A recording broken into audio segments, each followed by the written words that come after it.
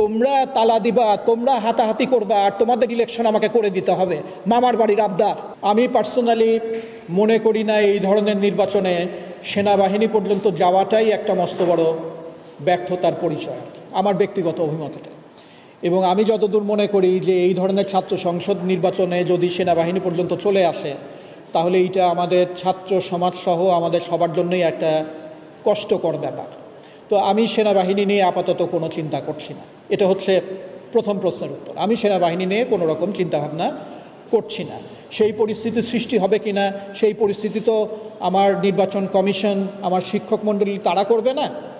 যারা করবে তারা ওই পর্যায়ে পর্যন্ত নামবে কি না, সেই উত্তর তো আসলে আমি দিতে পারবো না আর কি। আমার নিজের কোনো ইচ্ছা নেই যে এখানে আর্মির ইনভলভমেন্ট থাকুক আর কি। তোমরা তালা দিবা, তোমরা হাতাহাতি করবা, আর তোমাদের ইলেকশন আমাকে করে দিতে হবে, মামার বাড়ির আবদার। যদি ছাত্র সুলভ আচরণ নিয়ম কানুনের ভিতরে তোমরা থাকতে না পারো, তোমরা নিজেদের রাকসুর অযোগ্য বলে প্রমাণ করছো। এই তোমাদের যোগ্যতার পরিচয় তোমরা দেবে না, আমি সালেহ হাসান নাকি দেবো নাকি তোমাদের পরিচয়? ছাত্রদের দায়িত্ব নিতে হবে। প্রক্টোরিয়াল বডি কখনো ছিল কখনো ছিল না, তারা এক মুহূর্ত চুপ করে থাকে, সব সময় কাজ করেছে এবং কাজ করেছে, সংযম দেখিয়েছে, কোনো ড্রাস্টিক ব্যবস্থা নেয়নি বলেই আজকে আমরা এই জায়গায় আসি। কাজে আমি মনে করি না তাদের তরফ থেকে কোনো সমস্যা ছিল। যাদের সমস্যা ছিল আলাপটা তাদেরকে নিয়ে করা উচিত।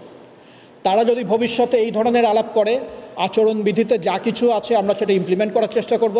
তারপরেও যদি, এটাকে আমি অসভ্যতা ছাড়া আর কোনো কিছু মনে করি না, তারপরেও যদি এই অসভ্যতা জারি থাকে, তাহলে রাষ্ট্র নির্বাচন অসভ্যতার শিকার হবে।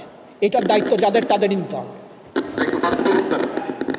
গতকাল দুপুরে একটি ছাত্র সংগঠনের কয়েকজন ছাত্র ডাবল মাস্টার্সের জন্য একটা আবেদন নিয়ে আসে এবং সেই আবেদনের সাথে আমাদের বিশ্ববিদ্যালয়ের শিক্ষকদের ভিতরে একটি অংশের সুপারিশ আসে, বিশ্ববিদ্যালয়ের শিক্ষকদের ভিতরেও একটি অংশের সুপারিশ আসে।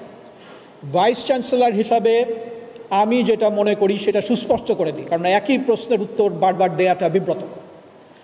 ডাবল মাস্টার্সের ইস্যুটা যখন আমার কাছে আসে, আমি এটাকে কমপ্লিটলি একাডেমিক ইস্যু হিসাবে দেখব।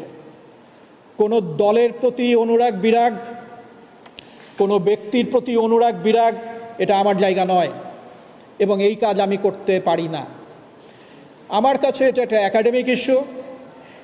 এই ইস্যুটা নিয়ে কালকে দুপুরের পর থেকে ছাত্র এবং শিক্ষকদের তরফ থেকে বারংবার যোগাযোগ করা হয়েছে। আমার কথা খুব পরিষ্কার, this issue should be settled, if settled it should be settled academically. এবং এর ফলে যে সিদ্ধান্তই হোক না কেন, যদি একাডেমিক সিদ্ধান্ত পর্যন্ত যায়, যে সিদ্ধান্তই হোক না কেন, it will be valid for all.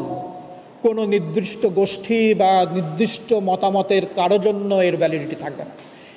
যদি সিদ্ধান্ত হয়, আমরা এই জিনিসগুলো নিয়ে কাজ করছি। এই মুহূর্তে এর বাইরে আর আমার কোনো কিছুই বলার নেই।